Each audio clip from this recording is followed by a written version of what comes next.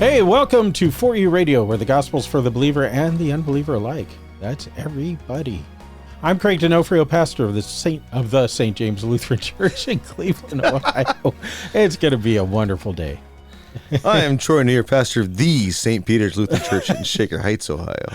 Is that the New Year's of the St. Peter's? The pastor, the Troy, the Neujahr. Yes. We invite you to come to either and or both of our churches. Come visit us. St. James, as I mentioned, is in the Old Brooklyn neighborhood, and St. Peter's in Shaker Heights. Look us up online. We are also happy to be part of 1517.org's podcast network and broadcast network as well. So we are very blessed. Troy, if people wanted to email us with thoughts, questions, concerns, etc., where would they email to? Point your email program towards For You Radio at 1517.org. That's right. Thank you for that affirmation. And you can also subscribe to this program as a podcast. Just go to wherever you get your podcasts and look up For You Radio, and there we are. Give us a good review. It really helps push us up in the search engines, and also makes me feel really nice. Well, okay, fine. I got to say this then. I don't care personally about search engines and stuff like that. But, however, if you do a good review, we're more likely to be seen by other people, which means then people who are searching for the comfort of the true gospel are much more likely to hear this show. So your missionary job is to give us a good review. Oh, there you go. Yes. Spread the word. Yeah. Oh, my. All right. How about this? How about this? If you think we do a good job of laying down the true gospel of Jesus Christ, by all means, give us a good review so that other people can hear it as well. There you go. How about that? Very good. Okay. All right. Thank you, Troy. Today we are continuing on in the Ten Commandments with the sixth commandment. Not the seventh? Well, depending on where you're coming from, we've beat this horse into the dirt as far as the numbering of the commandments. Wait, that's also against the commandments too, isn't it? Flogging a dead horse? Yes. I'm not sure which. Is it your horse that's dead? If it's your horse, maybe it's... Anyway. So, yeah, basically, once again, and just to put it really simply, there's the Reformed numbering system for the commandments, and then there's the right numbering system for the commandments. There you go. Yeah, that'll... How to win friends and influence people, Troy. Okay. So there's the numbering that the Roman Catholics, Lutherans, Episcopalians, etc. use. Really, everybody else. And then there's the numbering that the Baptists and Calvinists. But it's the same 10 commandments. It's just, once again, we roll the first two in together. You shall have no other gods before me. And our Calvinist friends have... you shall not make graven images. And we say, well, that's a given in the first commandment. You will have no other gods, right? Period. And then at the end of the 10 commandments, we have two different covets, and they only have one. So they roll both those into one commandment, and they say, well, obviously. So it's the same 10 commandments. It's just a little, different spin on it, a little different nomenclature. It'd be solved. This is not anything to separate us from each other. It would be solved if God would have just put bullet points when he gave the commandments. However, he did not. And this is one of my favorite things about the commandments, is that, God gives not 10 commandments, but actually in the scriptures, in the Hebrew, he gives these words. The Devar Yahweh. Yeah, exactly. He gave them these words saying, and then our first job is to say, well, which 10 words did he give? And it's often very difficult to sort all that out. So chill out. We've got the commandments. And we're going to be talking about sixth commandment, seventh, which is... You shall not commit adultery. Thou shalt not. Thou shalt not. Thank you. Thank you for going all King James. Yes, thou shalt not. Well, that's kind of like with the Lord's Prayer. We there are certain things where we revert to the King James for some reason. It's interesting. In church... Vouchsafed. Vouchsafe, yes.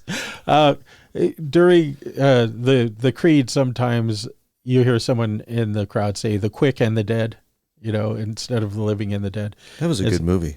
Ooh, cowboy movie, right? Yeah. So anyway, thou shalt not commit adultery. Troy, I'm going to make you feel uncomfortable right now. Oh, boy. Define adultery for us, would you? No, okay. I will not. Actually, so here's what I think we need to do. In order to define adultery, we first need to define what is marriage, and then we need to define sexuality's role within that marriage. Okay. Okay? Do you want a whole big argument laid forth like point by point, or you want me just the big sweep here? Why don't you do the big sweep? Okay, so big sweep would be Genesis chapter 2. God makes male, and then he makes female, and then he joins them together, basically introduces Eve to Adam and says, hey, here's your wife. And Adam goes, whoa, man. Old Whoa, joke. man. Yes, thank you. Old. And so God institutes this institute of marriage. And what he says there within that is, one, you're supposed to fill the earth and subdue it. You're supposed to have dominion over all these fish of the air and birds of the sea and that type of thing. And within that, we get kind of a larger picture of husband and wife. They're complementary. They each fill each other's needs. They each complement each other's weaknesses. And they rely upon each other's strengths. 2, they are there to support one another. 3, they are there for the procreation, the birthing of children. And of course, excuse me, within that procreation is, of course, the act of sex, which, frankly, let's admit it, is quite enjoyable. And so husband and wife then also take delight in one another. And so marriage, I think, in the broad sweep of the thing from the scriptures, is just that. Husband and wife, male and female, one of each. And then the reality of sex within that is well, let's just leave it there. Sex and sexuality is reserved for the marriage relationship. Right. So this is where things get a little dicey at times, especially as pastors in the church. It seems someone neglected to tell our young people that this is to be reserved for marriage, right? And yeah. well, as I've mentioned before, it used to be 25 years ago when I first got in the ministry. It used to be that if a couple came to you and they were living together, they were in the minority. Now they are clearly in the majority. Okay. People live together before marriage because, hey, you know what? You test drive a car before you buy it, right? I mean, that's the way that people talk.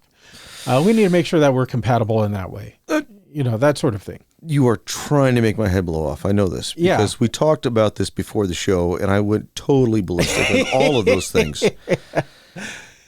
Okay. So go ahead. We need to talk about this because this is, people, it's fornication. It's not adultery. No, it's both.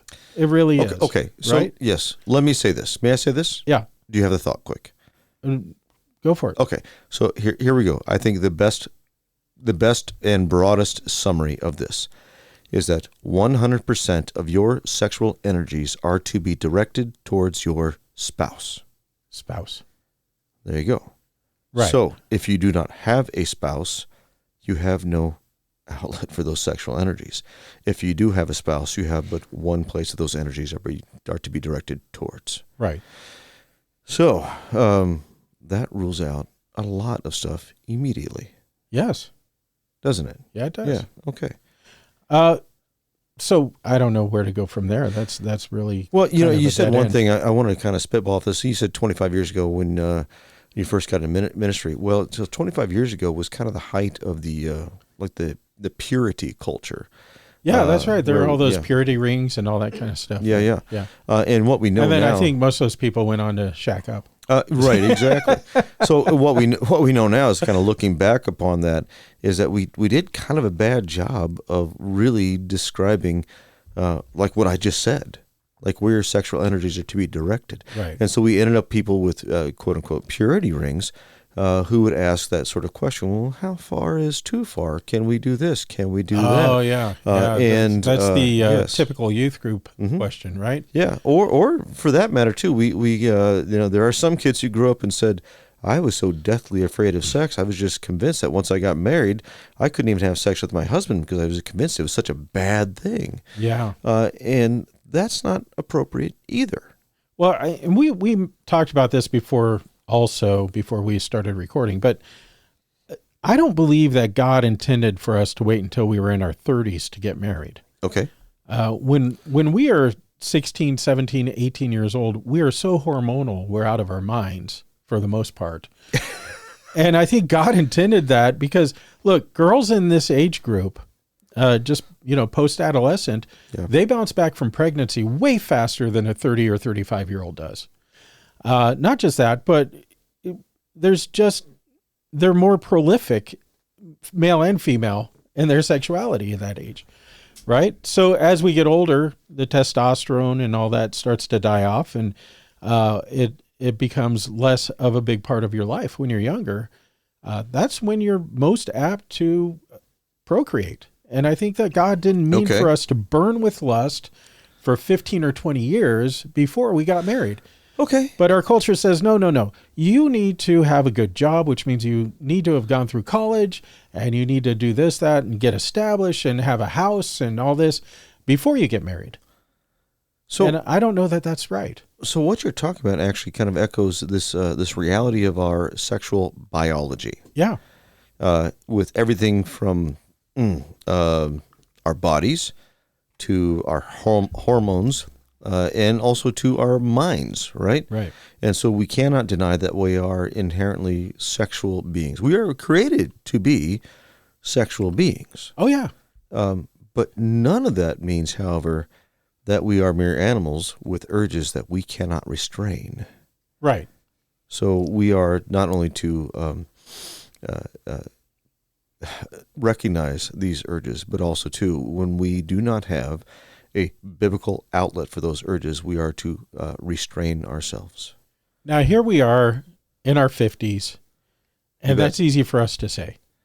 But look at 16-year-old Troy, 17-year-old Troy. Yeah. And you could say that, and yes, 16, 17-year-old Troy has within him the capability to restrain himself. Yes. But there is that just crazy rush of hormones that makes you feel like you can't.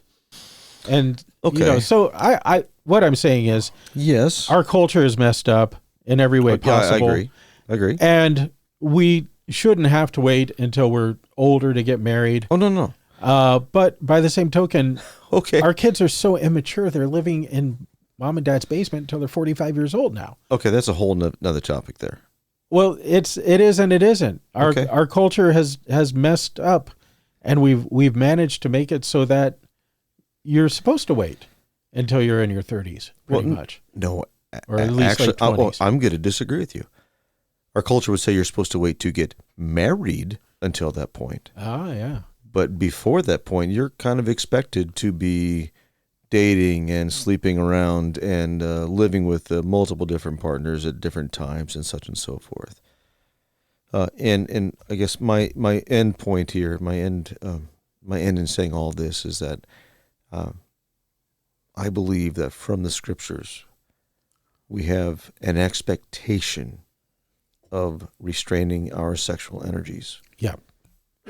To give those to our spouse, and anything that we try to make a loophole for ourselves or say, okay, but no. Well, no. I'm not saying that it's okay to engage in sexual activity outside of marriage, but I am saying that it is a natural biological drive, just a hard drive to do that. It absolutely is. Yeah. And so I think we need to have a lot of empathy and sympathy for people who, A, don't know better, and B, are just driven to it out of their minds, because okay. And the second part, especially, the reality is that sexual desire often does make us quite insane, right? Yeah. It takes us out of our right and proper minds. It does. Yeah, and that's true. But as for and the other stuff, I think we would have empathy for anybody who does not know better, who has not been taught the scriptural, biblical way. Right. And still, the fact of the matter is this commandment stands against us all saying what God expects. Right. And let's just kind of cut to the quick here on this. Marriage in the Scripture, ultimately, then we look at the New Testament, and St. Paul says marriage is a picture of Christ and His church. Yes. Right? Yeah. So any argument we're going to make against a guy saying, well, you understand, I've got these urges and my wife doesn't always respond to those urges, so I need to have this little side piece. If you can imagine Jesus Christ as having a little side piece in addition to His church, then you can have an argument against this commandment. We need to resurrect the old God Whisperers homeschooler alert for this one. Oh my goodness, I'm sorry. Yes. But just imagine that. So anything we can rightly ascribe to Jesus Christ and His church, that's what a marriage should look like. And if it's outside of that, it should not be so. Right. We need to realize that sexuality is a gift from God, and that He means for us to use it in a proper way. Did we not cover that? Yeah. Okay, but go ahead. I'm just saying that the misuse of something doesn't disprove the right use. Oh, good right? point. I see what you're saying. So God has given us sexuality. He created us in His image, male and female, and one of the first things that He says is, go make babies, right? Go basically fill the land, right? So we're commanded, to do this. But within the bonds of marriage. And you say, well, Adam and Eve, they didn't have a church wedding. Yeah, they did. God made them for each other. He married them together. Well, right? Okay. So, that brings up another thing. Yeah. You said a church wedding. Yeah. So one of the things that I would say marks a marriage would be the public vows of husband and wife to one another. And I would say that doing that at the courthouse is every bit as valid as doing it in the church. It's public. Courthouse is public. Yeah. So you're making, but again, that public commitment, and I think historically and probably even biblically, there is that that reality that, hey, without this public vow, without this public pledging of commitment to one another, that we can't really recognize the marriage. I'm trying to remember, in California, it's been so long now, but I think in California, in order for a wife to legally change her name, there actually has to be a little ad in the paper declaring so. And of course, that really? That would be public also. I might be mistaken on that, but that seems to ring a bell. Maybe it was another state. Anyhow. By the way, that's one of my favorite things about weddings is the signing of the marriage certificate afterwards. And in Michigan especially, we did this, and the bride was always like, what name do I sign? Do I sign my maiden name? And I was like, okay, are you married now? Yes, you sign your married name. There you go. That is now your new legal name. Yeah. Anyway, so all the conversation thus far. Wait. Yes. Let's face it. The courts and the clerks don't even look at that stuff. They just want the fee. That's okay. Good point.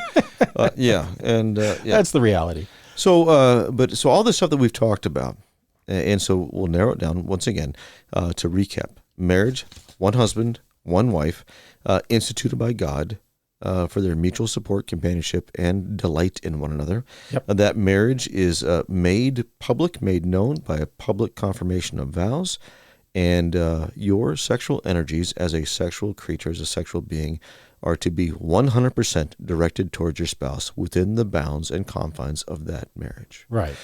So now that should then enable us to say really quickly and easily, anything outside of that is in direct disobedience to this commandment. Right. Now you say, but what about, well, okay, does it fall within that? Then no.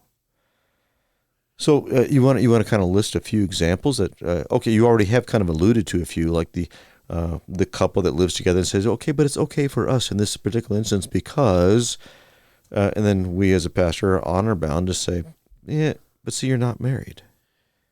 This is something that people don't realize is when you intertwine your bank accounts, when you intertwine your housing, when you intertwine yourself legally with that other person, you're pretty much saying we're married. And it pretty much is legal. I remember serving a church in Rhode Island and talking to an attorney that was in the congregation. And I was talking to him about people shacking up and so forth and so on. And he said, in Rhode Island, if you introduce someone as your spouse in public, it's legally binding. And I thought, well, that's crazy. He said, technically, the courts won't uphold that, but technically you're married. And I was really blown away. I would be too. Yeah. And in light of what I said, I think that's a little bit light on the public vow, but still, okay. Yeah. Yeah, okay. So the couple living together outside of marriage, outside outside of that public vow of marriage, no, they should not be, and they should not be having sex together. No. I think it goes without saying at this point. As much as we love everybody and want everyone to know both God's law and God's gospel, that the homosexual or the lesbian, they're not living in accordance with this commandment. Right. And let me go there also, in that gay marriage is not a marriage before God. It might be a marriage before the state. Okay. But it's not what God created for marriage. God created us male and female. Okay. And he married Adam and Eve there in that male and femaleness. And part of it is for the procreation of children. Not to say that a gay couple can't love each other and can't have some sort of fulfillment in their relationship or anything like that. But legally, it's binding by the state, but before God, it's not recognized. Sure. Right? And there's a whole conversation to be had there. The state doesn't get to define church stuff, basically. Well, the state doesn't get to define God's stuff. That too. Right, yeah. Yeah. So beyond that, let's talk about the young high school teenage couple who have a sincere Christian faith, and they don't want to violate this commandment, and so they might wonder amongst themselves, how far is too far? At that point, we already know you've already gone too far. Right. Because one, are they your spouse? No, you're not married yet? Okay, great. So two, do you have any business directing your sexual energy towards that person? No. Right. So also, go ahead. Matthew 5:28.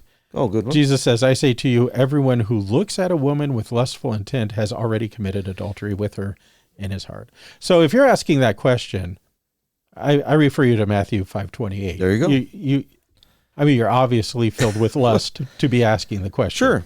Oh, and for that matter, we can turn to the issue of pornography. Yeah. And we can quote that same verse. Absolutely. Right. Yeah.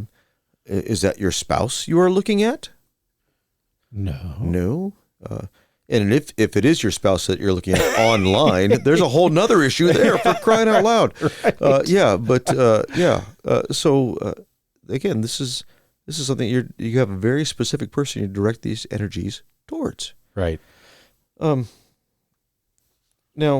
within all that, so marriage then is to be this loving lifetime commitment where the spouses love and honor one another. One issue sometimes we bump up against here with that is that, as you alluded to earlier, and we only got a few minutes left, but the couple that somehow believes that they're not sexually compatible. So one has a greater desire than the other. Within that too, then we also learn from the scriptures is that, hey, husbands, wives, your bodies don't belong to you. Yeah, your body is not your own, the scripture says. Yes, your body belongs to your spouse. And that means if one of you requires sex 3 times a day and the other one doesn't, the one who requires it should be respectful of the one who doesn't, and vice versa. Yeah. Yes. Yeah, exactly. And so in marriage, there always would be a little bit of give and take. Right. Maybe I don't feel like it, but my spouse does. And so, and sometimes it'll work out great for everybody. And sometimes someone just says, I will gladly do this for you because I love you. Right. Right. But within that, there is that context of loving one another. Right. Yeah. Yeah.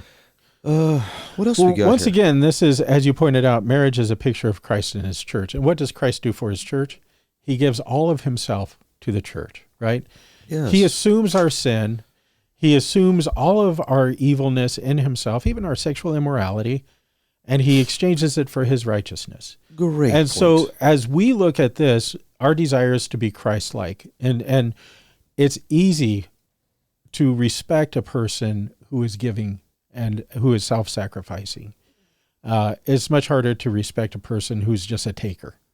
And so this is our call, is to sacrifice ourselves for our spouse. And that's what we do. We sacrifice ourselves. And you bring up a fantastic point, I think, just a couple sentences back that we probably should finish on. Here's the reality. Sexual sin in our culture is rampant.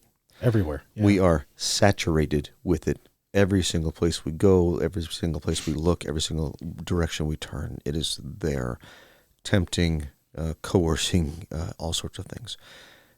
And frankly, we often find it very, very difficult to live without committing sexual sins in thought, word, and deed daily. And here's the deal. Christ forgives that too. Yes. So if you're thinking, oh, I'm not nearly holy enough, I keep struggling with this sexual sin, Christ forgives that too. Yes. You're not alone. Yeah. You're not alone. This is common with all of us, and we struggle with it. So on those words, you are forgiven for the sake of Christ. I guess that's about where we end our program for today. And you can't end on a better word than that. No, indeed. God's grace. Well, until next time, may the Lord bless you and keep you in his grace. We'll see you.